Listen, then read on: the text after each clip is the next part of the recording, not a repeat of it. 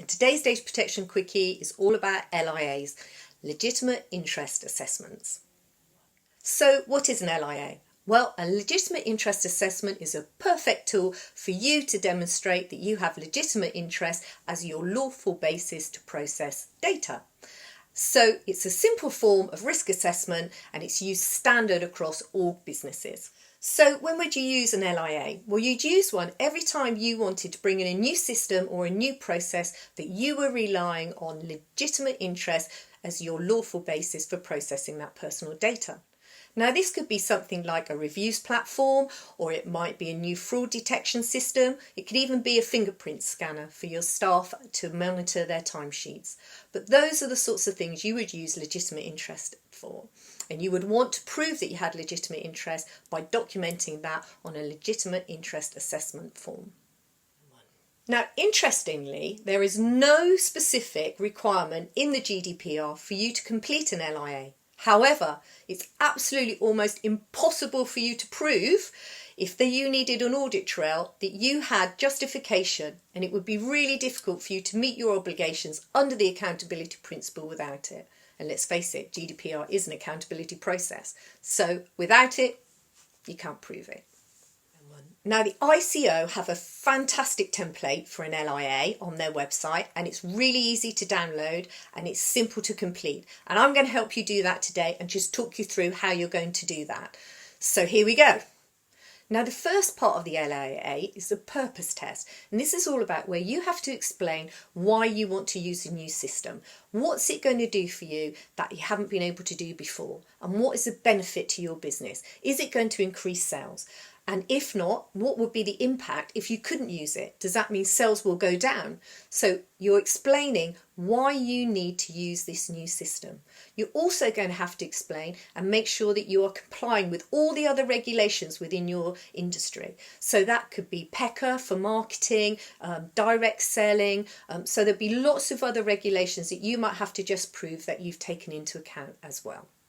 And that's the first section. Now, the second part of the LIA is the necessity test. And this is where we're now looking at if the processing is really, truly necessary. Do you really need to do this? And if it's a yes, you need to explain why. Is the processing proportionate to the purpose? And again, you need to explain why. And could you achieve the same aim without this processing? Is there another system out there that will do this job without being as intrusive or not rely on legitimate interest? So the third part of your LIA is a balancing test, and this is all about individuals' expectations. Now, there are three little categories to this one. So the first one is looking at the type of data that you'll be putting through this new system.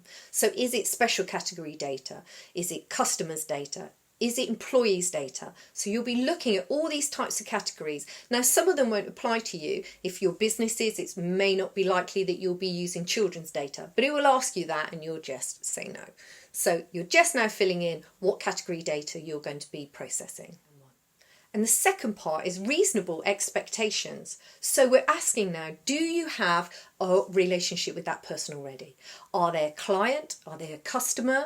Are they a patient? So who is that data? What sort of relationship do you have with that person? And would that person expect you to now be processing their data in this way? Would you think it was reasonable if you had your data processed through this system? You'll be looking at what's on your privacy policy and what you've told them you are doing with that data when you collect it from them. So you may need to revisit your privacy policy and amend that, so keep that in mind. You'll be looking at your T's and C's as well, and that might be another one you need to change. You'll also be looking at how old the data is that you want to put into this system, because obviously we know that data has a life cycle, and when that life cycle is over, it's not really that great much of use. So you will need to look and see if it's still in date. And the other question you need to ask yourself around this reasonable expectations is this process widely understood? Now, from being a DPO for many years, I know that there are processes out there that are happening all the time, and we call that invisible processing. And that's because we are processing that data and we expect you to understand, or it's our expectation that you would understand that that would be happening. But actually, as a customer, we probably would not expect our data processed in that way. And I'm particularly thinking about maybe fraud packages that are brought in and various other systems like that we wouldn't expect our data to be going through. So you need to be looking at whether or not this is invisible processing. Is this new system you're bringing in widely understood? And if not, you need to update your privacy policy to make sure it's very clear in there that this is exactly what you are doing. But this will be a determining factor in whether you think LA, a legitimate interest, is acceptable.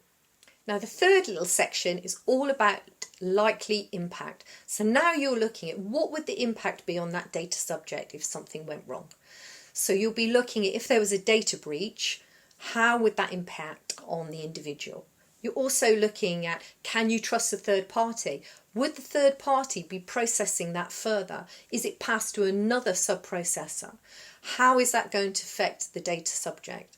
We've talked about invisible processing, and again, we're looking at what would be the likely impact on that data subject if they knew that invisible processing was taking place.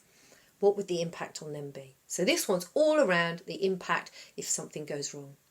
Now, finally, it's the decision-making time. So on the form, you'll see that there's a yes or a no. And you need to look at that document and be confident that you have enough detail in there for you to justify using legitimate interest as your lawful reason for processing that data. Now, there is a part in there afterwards where you can put your justifications. And I would always suggest that you put 2 or 3 sentences just to cover yourself off, to prove and to justify why you believe legitimate interest is acceptable in this case. Now, don't be afraid to also say no, you don't feel we have legitimate interest. And I have looked at lots and lots of LIAs, and I've completed thousands of them myself. But there have been the odd 1 or 2 that I have refused because I really did not feel that we had legitimate interest to process that data. So don't be afraid to say no. And I would really suggest that you do have the courage to say no if you're not happy with it, because it's on those occasions when you do say yes, but know in your heart that it's probably not legitimate interest, it comes back to bite you in the bum. So be careful. So now you have your LIA all completed, you're going to secure it somewhere safe. Now, LIAs quite often go hand in hand with a DPIA, so it really is worth then putting them together and securing them in the same place. But your company will have its own way of doing things, so secure it to that.